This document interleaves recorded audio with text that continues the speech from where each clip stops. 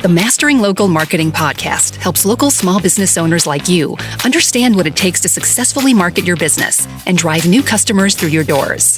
We provide actionable insights, interview leading experts and business owners in various industries, as well as provide tips and tricks we've uncovered over the last 25 years in the field. Whether you're starting your business or you've been at it for decades, let us provide you with the education and resources you need to grow your customer base. It's time to start mastering your local marketing. Here's your host, Matt Hansen. Episode 58, Matt Hansen. We're in on it. This finally got here. We're here. We'll keep going. Let's keep doing this. And are you getting podcast fatigue yet? I think I'm just fatigued. I've got 2 hours of sleep last night. I'm really looking forward to finding a bed at some point to fall asleep, but it's been one of those weeks. Do you want to share the story of your dog, and is it a him or her? Her. No, I'd rather not. I can't actually touch on one thing though that I've learned when somebody has an incident with their dog. We've talked about the Google business profiles in the past. Please update them, because I turned one direction, then I had to go to another direction, and then we went to literally the wrong address because the company had moved. So please just do me a favor. Update your Google business profile so people can find you. How do you do that? You've got to own it, right? So you've got to own your Google business profile, go in there, but just make sure that your address is correct, your phone numbers are correct, all of those different things, because, in my situation, I was trying to get my dog somewhere, and we ended up in a dark lit parking lot in a building where we thought they were and realized that they were not there anymore. So let's just do me a favor, update those profiles. Can we take that and use that information applied here? And the two marketing guys are sitting out there, Hunter and Jaime. I have not done that for WJOB Radio. Certainly the Jet TV Sports Network is located here on the PNW campus, but 7 blocks away is a 404-foot tower. And I never pushed the address over here, so when people put it on their Google Maps, they're going to a building we haven't been in 10 years. They're sitting and looking at a tower like, where are they? When we're sitting here waiting for them. So thank you for bringing that up. Yeah. He's Matt Hansen. He's a professor of digital marketing. And I'm Jim Deedlow, the owner of JED TV Sports Network and WJOB Radio. And I got my MBA and met Matt that way. And that is the resulting podcast. But we want to talk marketing, really how to get the most for the money that you spend, specifically as a small to medium-sized business or small to medium-sized marketing department for perhaps a larger business. If you're, in a major corporation's marketing department, some of the principles are the same, but, the actual putting it into action is a little bit different, as you'll be operating on a different level. And Matt, one of the things that we're talking about, here we are recording this in the middle of the dog days of summer. It couldn't be hotter right now. You go into a lot of retail businesses, and during this relative heat wave, they're kind of slow. Right. And you got to still keep money coming through, or you're not a business any longer. So let's talk about the attitude when, especially seasonally, you are slow. What is the attitude you should take towards that? Yeah, most of the time what we see is during this time, I think in the next week it's supposed to go back up to 95 degrees and 70 dew points and all, just ridiculous humidity, and nobody wants to really be out shopping and walking around towns and things like that in that heat. So, what we see is a drastic dip in foot traffic. It's too hot. I don't want to go sweat and walk around. But there's a couple ways that you can look at that from a store owner or a business owner, right? We can sit there and we can do all of the things that need to be done that we haven't been able to get to when we've been busy, or you can try and stimulate some interest, right? Get out there in front of people. And I think one of the ways to do that is we start talking about you've got this kind of free social media owned pages and accounts out there that you can promote yourself. And when it's slow, you can get a little bit more creative, right? You have a little bit more time to do different things. And I want to touch on that today is what are those things when people aren't necessarily walking through the doors? What are those things that you can start to post and put out there on social to get people to see you, right? To remind them that you're around. Maybe there's certain things that you can do to stimulate interest to get people to come in the doors even though they weren't planning on going shopping, right? So that's what I want to talk about today. I've got a bunch of different ideas, but that's I think what most people do is they sit there and they stare at the door hoping that somebody's going to walk in instead of being proactive and saying, okay, well, let's start stimulating eyeballs and getting them through the front door. So that's what I want to talk about today. We've got some really cool ideas. So the objective or the way of thinking about it is, for 20 years I traded in the pits of the Board of Trade, and most of the time there was action, but we would go through parts of the day or even like weeks at a time where there was just not very much market action. And what I learned over time was, I basically called it learn or earn. And if there's no market, there's nothing happening, what can you do during that time that will make you better for when the market does move? And a similar thinking here when it's slow. And one of those is that you want to stay relevant to people, you want to nurture relationships, you want to build the connections that will be important when your HVAC person is needed or your advertising for sports is needed. So what is it that, give us some ideas of, like, just look at your Facebook feed or any of your socials. What do you put on it when it's slow and people don't need your business? Yeah, so for example, right, I'm going to look at your business here, right? So you have the sports network, and everyone that is going out and covering all the games and all these different things. You've got a lot of different personalities in here, right? A bunch of different people that have worked here for some time. Do we get to know them on the outside, right? So one of the things that I love to do is behind the scenes. So we have our lovely producer behind the glass that occasionally you hear her chime in and what we're talking about, but we don't necessarily highlight what it takes to put on this podcast or what it takes to put on your sports network, right? I can't even fathom all the different things that have to go into that. But you start to share the behind the scenes, you start to share the personalities of those individuals.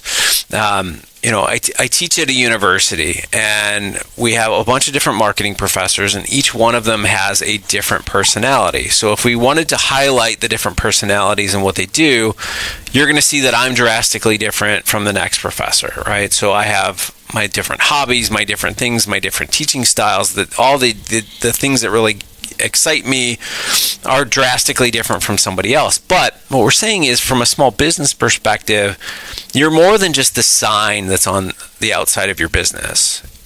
People want to get to know who they're dealing with, right? So if it's the owner providing information about themselves, it's the person at the desk that is providing information about themselves, or you're just kind of showing bloopers of things that you do during the day, it shows that you're a human being, right? That you are authentic, that you are a real business, that you have struggles just like the rest of us. But, I've seen some of our local businesses around here have done an amazing job just showing the behind the scenes. And we've had a few of them on as guests, and that's why I bring them on, because you're doing a great job telling the story of running your business, and you can see the humor, or you can see the struggle, you can see, it's that authenticity that you're showing. So if if there aren't people walking through the door and you have that time, just start to think about, how do we show behind the scenes footage of things that we're doing, or goofing off, or whatever you want to show, but have some fun to show the authentic side of who you are. What about, you're talking about your own people behind the scenes. Mm-hmm. Well, everybody's got customers. I know the answer to this, you can, but how would you flip that paradigm And instead of looking at yourself, look at your customers. Yeah. So yesterday, I was pitching some ideas to different businesses. And the number one thing that I was showing them was every touch point that I was trying to show them, I had a testimonial from a customer highlighting their reaction to that bonus, right? That piece of what I was out there selling. Why did I do that?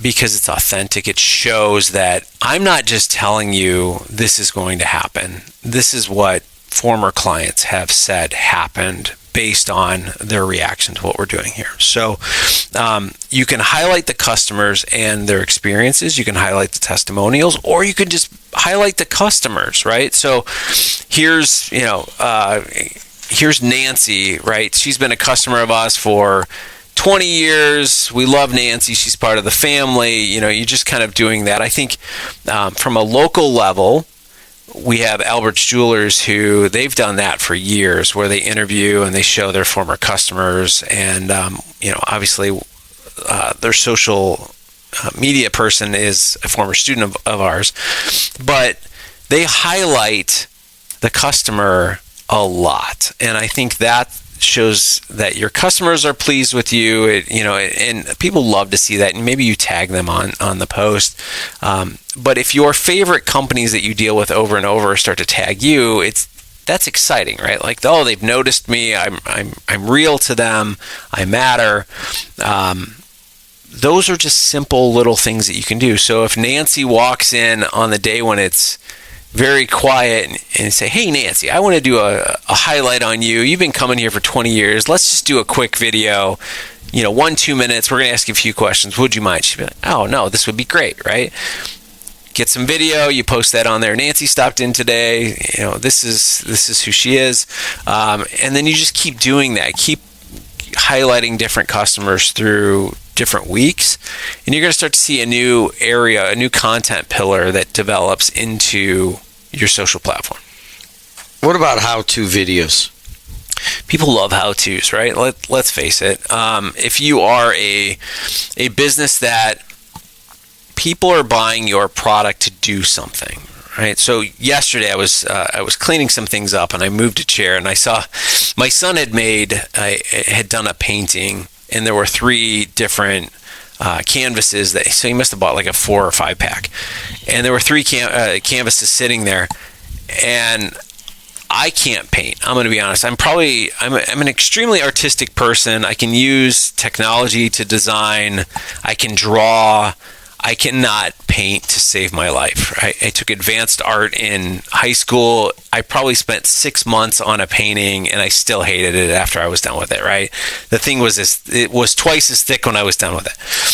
But if you could show me a how-to to build something, to paint something that I can watch, I'm more inclined to give it a try. Right? So if you sell painting products or something that people buy to do something, you're not just selling it to them in the hopes that they'll figure out how to do it, but now you've got a how-to, right? So from my perspective, if I'm talking to my clients, and you asked me earlier, how do you go fix your Google business profile? I'm actually working on a document right now that will tell you step 1 through the final step. These are the things that you need to do, and here are the tips and tricks along the way. Right, so I'm going to give that to my customers to say, this is how you do it. So that's a how-to. That could become a video, right, on social. It could be, hey, we've got this PDF. All you have to do is go here and download it, and it's a how to do it, right? Like, that's content. And that's something that you could do when you're sitting there twiddling your thumbs waiting for somebody to walk through the door. To some extent, this podcast is a how-to. Yeah, without a doubt. Yeah, and obviously markets both you and your business and your persona online, and of course it markets my sports network. But right now, here in the middle of summer, and if you're listening in the middle of winter, sorry you're freezing, but right now it's very hot, and much of my job on the morning show is to promote local events and our partnerships with the many festivals. And we sponsor most of the festivals that come to us and buy some advertising. But you can do that without having a media company. How do you do it? Yeah, well, I mean, I think realtors are the number one way that I tell them all the time. We're buying into a local municipality, right? It doesn't matter what town, city that you're moving into. People want to know what's going on.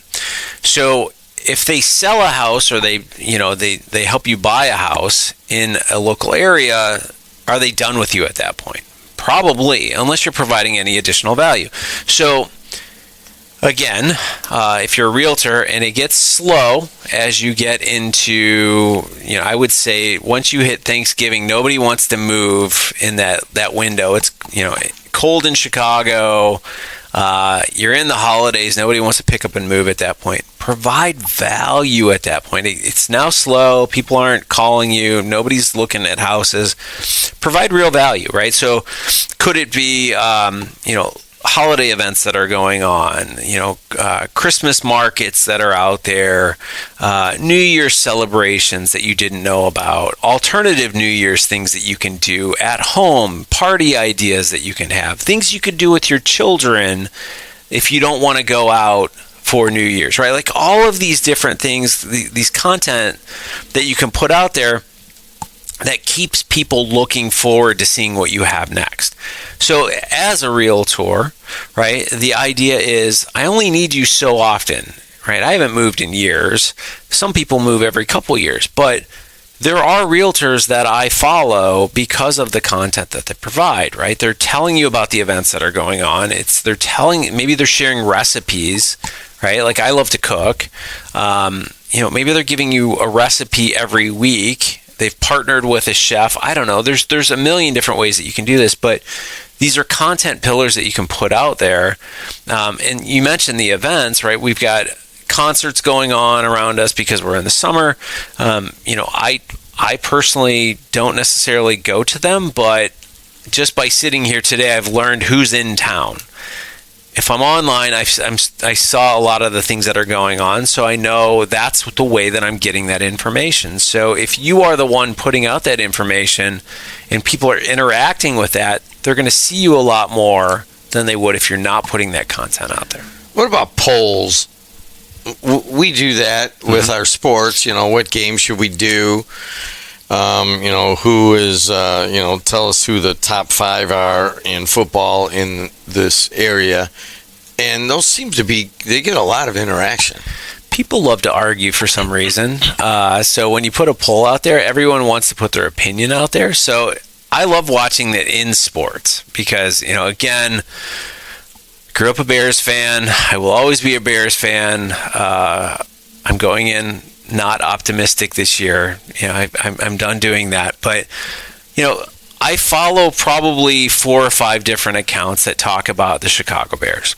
And they're always putting different polls out there, and people are arguing one side versus the other. They're going to be good. They're not going to be good. All this stuff. Give me a record right now for 20, 25, 26. I will be impressed if they win 6 games. Ooh. I'm going 8-8, but that's right. A little bit optimistic at this point. I'm going to say 6. All right, let's do an over-under at 7. You get everything under. You get 7 or under, and I'll take 8 or all over. Right. All right. We'll talk in October, and you'll go, you were right again. Sorry. They got Caleb Williams, dude. He's great, but yeah, and they got 3 new receivers. So it's one of those you got to prove it before I'm going to believe it. So we have just given you an example of what could happen if you put something up about where the Bears are going to finish this year, that kind of thing, and you'll have people going back and forth. It might not be anything. Nothing might happen, but then it might kind of blow up where people are very passionate about the Bears. But think about that, right? So you put up there, how many wins will the Chicago Bears get this year? Right? Let's say 6, 7, 8, 9. That's the poll. Or, 9+, whatever it is. People start to vote. That's the engagement with the post, which now means that you're training the algorithm. Okay, these people want to see this content from this person. The comments start to chime in. They explode because people take one side or the other, right? and it kind of boosts that post. And basically what ends up happening is a simple poll in a down day where you're not driving a ton of traffic has now exploded, and people are providing their input on it. And now it's being spread through social because of all the engagement that it's getting just on a simple poll about wins, right? And that's the funny part. Like, anyone can do that. Now, mind you, I've also started to see really bad examples of questions that people are putting out there, and they're implementing AI into these Facebook groups to propose questions. And so you got to watch that as well, because I've seen some where people are going, these are the worst AI questions I've ever seen because they're irrelevant to this area, to what's going on. I won't give any examples and I won't call anybody out, but just keep in mind there are some that work and there are some that don't, but a simple poll, a simple question can actually trigger a massive response and get people thinking about you. We do a lot on AI and implementing that into the marketing. But let me tell you this, from someone who has, I think, looking at 3 people out there working on marketing right now outside of the fishbowl windows. And, of course, Adriana Alvarez, our producer, is one class away from her digital marketing degree. I didn't know that. I can tell when, hey, I need a proposal for such and such, and they come back in about 10 minutes, and it's a complete AI write-up, right, and maybe they edited just a little bit. If I can tell, so can the marketing person or the person buying the advertising. You really got to watch when putting that stuff together, and there's a good example. Don't put an AI question as a poll without looking at it and vetting it, making sure it applies to your target audience and to your local area. Yeah. I mean, again, you can use AI, and I strongly tell everyone to use AI, including my students, right? I tell them to use it because it will speed up the process. But the other thing with AI is, so for example, I was using AI yesterday to craft some messaging. We went in, I put in my initial thoughts, it spit it out. I liked probably 25% of what it had done. I said, okay, let's go back. I said, here are the parts that I like. Here are the problems with the other parts. Can we rephrase this? It came back, and I said, okay, great. We're getting closer. Let me pull this offline. I pulled it offline. I had roughly about a 40-50% of it done, and now I had to craft it in the way that I wanted the message. I went back to AI and, basically ChatGPT, and said, okay, here's where we started. Here's what I developed. This is my style. Please learn from this. This is, where I went. This is why I did it. And it said, okay, great. Here are some additional recommendations to make it even better. And then we started going back and forth again, right? So I think and I know we're kind of going off topic here, but I think from AI's perspective, if you're not using it, you're in trouble already.